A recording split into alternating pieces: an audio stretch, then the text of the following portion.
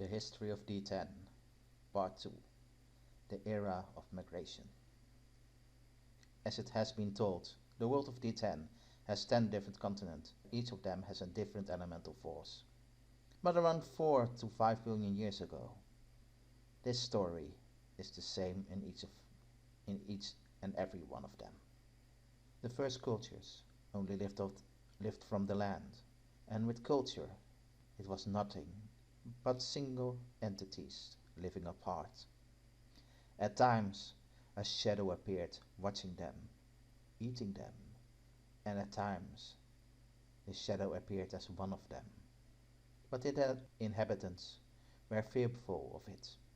It could happen that after a visit, a lost elemental of another realm hitched a ride, while it could be hostile.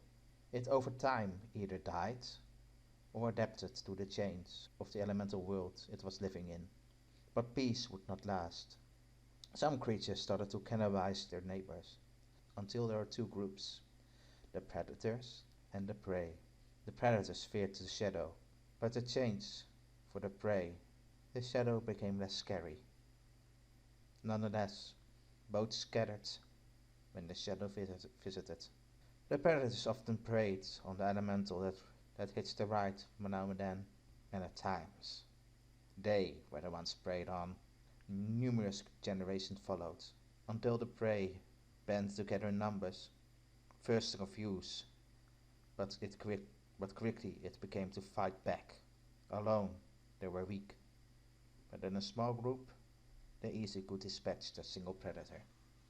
Until the predators banded together too, and so a group became vulnerable again. Even soul predators were not safe for a predatory pack. The shadow also started to mimic the small group. The size of the groups grew and grew. These villages became so big that it cost much energy to maintain it. So, and soul predators could easily eat the village from the inside. It was then that predators, fearful of the bigger predator groups, asked for shelter among the prey. Many villagers killed them on sight. Those that let them in often regretted it, as they were eaten from within. But not all. The ones that had both sides willing to cooperate. The villages grew fast to cities and countries, kingdoms. At times harbored its other elementals inside.